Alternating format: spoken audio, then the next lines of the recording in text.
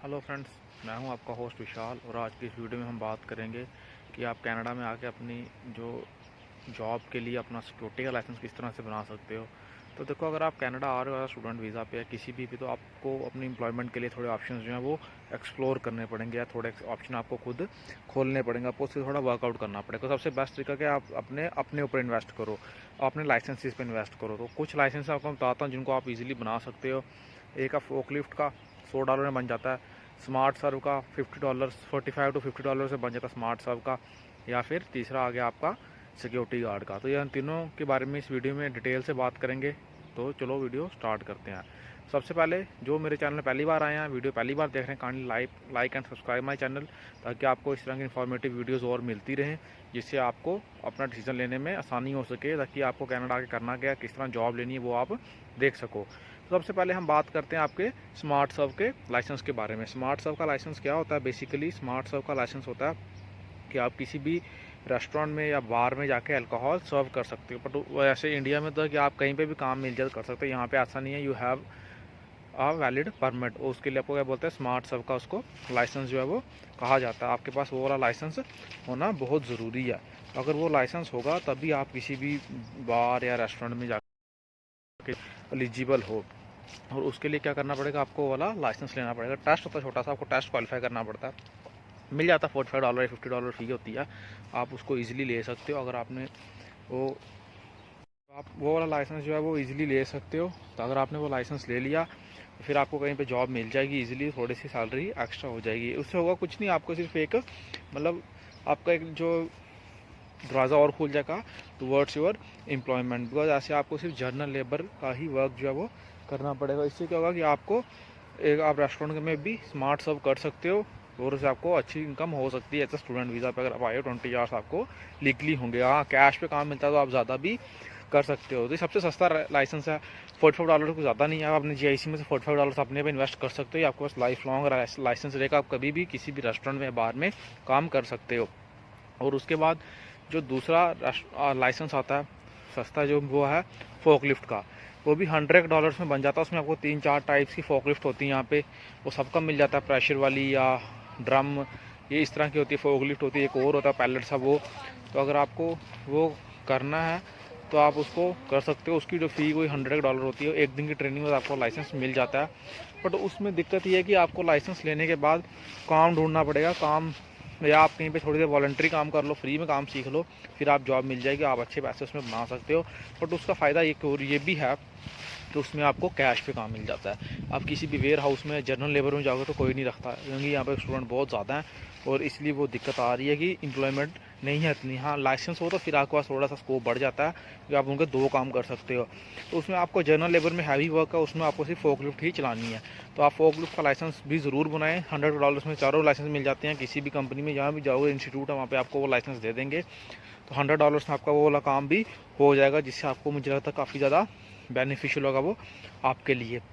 एक दिन में लाइसेंस मिल जाता है और इसकी सैलरी भी 16-17 डॉलर मिल जाती है। हाँ, इसका कैश काम जो है वो कैश पे ही हो जाता है। या तो अगर तो 20 आवर्स करने हैं फिर तो ठीक है, बट अगर हाँ आपको लगता है कि ज़्यादा काम भी करना चाहिए तो आप उसमें ज़्यादा भी कर सकते हो और आपको $20 या $18 मिल जाते हैं। कैश पे काम मिल जाएगा तो आपके एम्प्लॉयमेंट के चांसेस जो हैं वो। तो फ्रेंड्स, जैसा आपको मैं बता रहा था कि जो आपका मतलब फोकलिफ्ट वाला लाइसेंस होगा ना, उसमें ये आपको मैंने 4 टाइप्स मैंने बताई, बट इसमें टोटल जो है वो 37 टाइप्स होती हैं। तो इसमें आपको हर एक टाइप का लाइसेंस कई बार लेना पड़ता है। अब डिपेंड करता है आप कौन से स्कूल में जा रहे हो। कहीं क्या करते हैं कि $100 को 4 का देते हैं, बट कहीं करते हैं इंडिविजुअल का चार्ज करते हैं। इंडिविजुअल टाइप का मतलब फोकलिफ्ट का या पंप वाले का या ड्रम वाले का, उसका वो इंडिविजुअल लाइसेंस आपको बना के देंगे, बट वो उसमें जो है चार्ज ज़्यादा करते हैं। तो आपने वो देखना कि आपकी रिक्वायरमेंट कि आप कौन सा लेना चाहते हो, या आप देख लो मार्केट में सर्च करके ज़्यादा काम किस पे मिलता है, आप उसी एक का लो, सबके लेने की ज़रूरत नहीं है।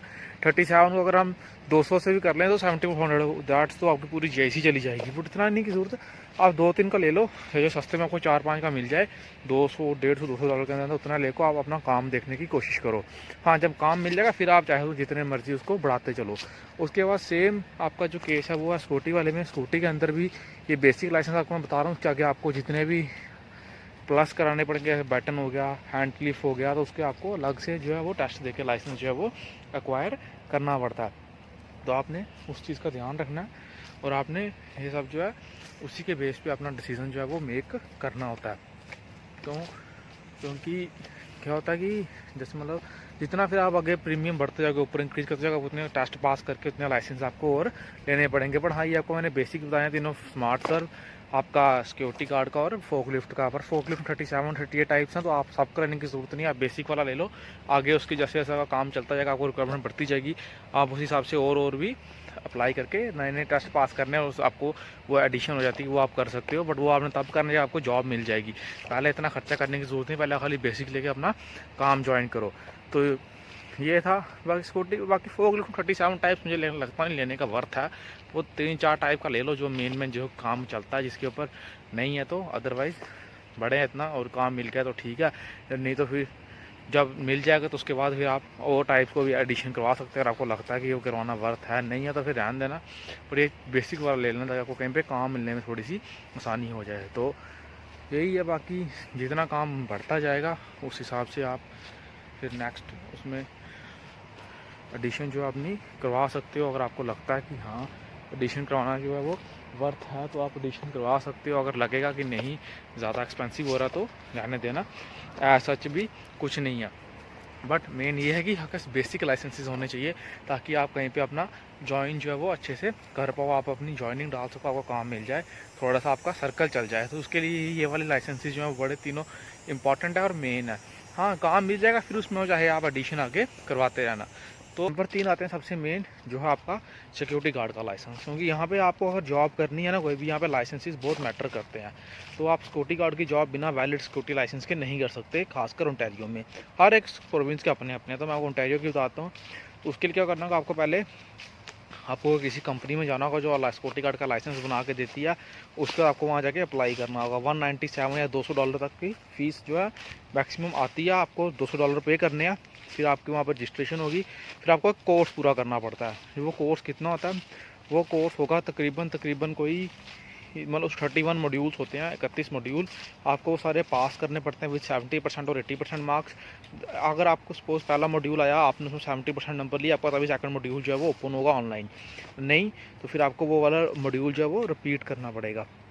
एंड अगर आप उसमें जब तक पास नहीं कर पाओगे, आपका मॉड्यूल आगे नहीं चलेगा।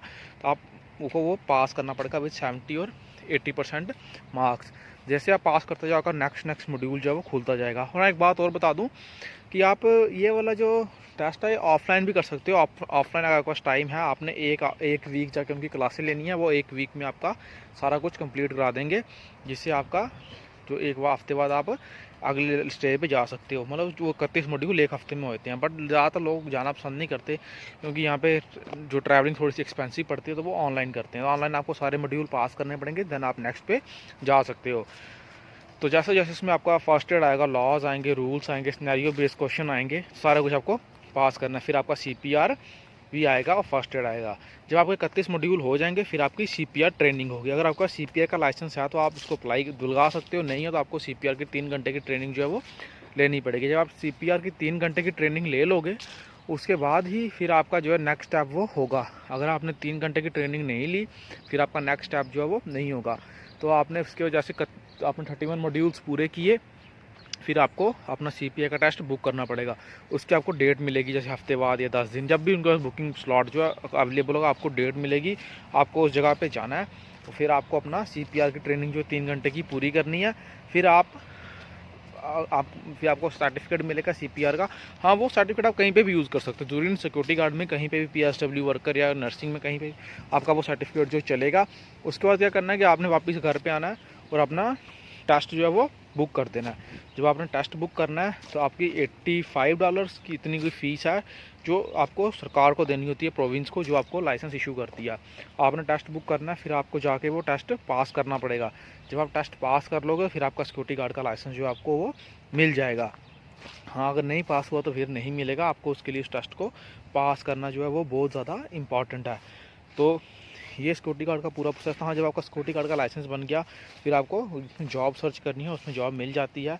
बट उसमें ज़्यादातर वो फुल टाइम मांगते हैं, बट पार्ट टाइम भी मिल जाती है, या फिर आप कैश पे भी काम कर सकते हो। कभी कभी आपको जुगाड़ लगा के कैश पे भी काम मिल जाता है सिक्योरिटी गार्ड का, तो आप उस चीज़ का भी ध्यान रख सकते हो। तो इससे क्या होगा कि आपके वैसे 3 लाइसेंसेस जो है वो बहुत इंपॉर्टेंट है आपको कनाडा में अपनी क्या एम्प्लॉयमेंट जनरेट करने के लिए। अगर ये 3 लाइसेंसेस नहीं है तो फिर आपको यकीन मानो सिर्फ जनरल लेबर में ही काम मिलेगा, वो भी इस टाइम पे तो मुश्किल है।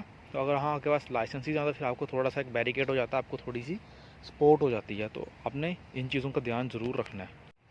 तो बाकी चलो आपको व्यू दिखा देते हैं। और यहाँ अगर आपके पास ये वाले 3-4 लाइसेंसेस होंगे तो आपको, और थोड़ी सी ये गार्डन में आया हूँ मैं, ये इसका व्यू देख सकते हो आप। तो अगर आपको ये 3 लाइसेंस होंगे तो आपको एम्प्लॉयमेंट में थोड़ी सी आसानी हो जाएगी। आपके पास ऑप्शन जो आपके खुल जाएंगे। देखो $100-200 $300 कुछ नहीं, हाँ होते तो बड़े हैं स्टूडेंट के लिए, बट आपको कुछ पाने के लिए कुछ खोना भी पड़ता है। या तो आपको जॉब मिल गई है तो बेस्ट है, नहीं है तो फिर आप ये करके अपना गुजारा कर सकते हो। आपको इसमें डेफिनेटली जॉब जो है वो मिल ही जाएगी। इसमें ऐसा नहीं है कि आपको जॉब नहीं मिलेगी या कुछ, हाँ इसमें आपको जॉब जो है वो डेफिनेटली कहीं ना कहीं लगा लगू के आपका काम जो है वो बन ही जाएगा। बट सिर्फ आपको थोड़ा सा पेशेंस रखने हैं, पेशेंस रखने की आपको। तो ये 3 लाइसेंसेस मुझे लगता है बड़े इंपॉर्टेंट हैं, और कोई इतने कॉस्टली भी नहीं होंगे। फर्स्ट मंथ में आपको तकरीबन $2000 की जो है वो GIC आती है। तो उसमें आप, मैं नहीं कहता कि GIC को आप वेस्ट करो, ये वेस्ट नहीं है, ये आपकी वन टाइम इन्वेस्टमेंट है। ये आपको एक बारी में इन्वेस्टमेंट करनी ही करनी पड़ेगी अपने ऊपर। अगर आप ये इन्वेस्टमेंट कर लेते हो तो फिर आपको ये इन्वेस्टमेंट जो है वो अच्छे रिटर्न देगी।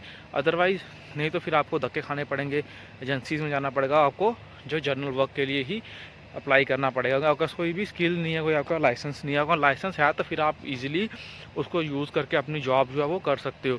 हाँ एक आपको जॉब मिल गई तो फिर आप और पैसे बना के जो लाइसेंस आपने लेना है वो ले सकते हो। कि यहाँ पे मैंने देखा कि सारी गेम ही लाइसेंसेस की, हर चीज़ का लाइसेंस है यहाँ पे। तो लाइसेंस नहीं है तो फिर आपको कोई नहीं पूछेगा, तो फिर आपको धक्के ही खाने पड़ेंगे।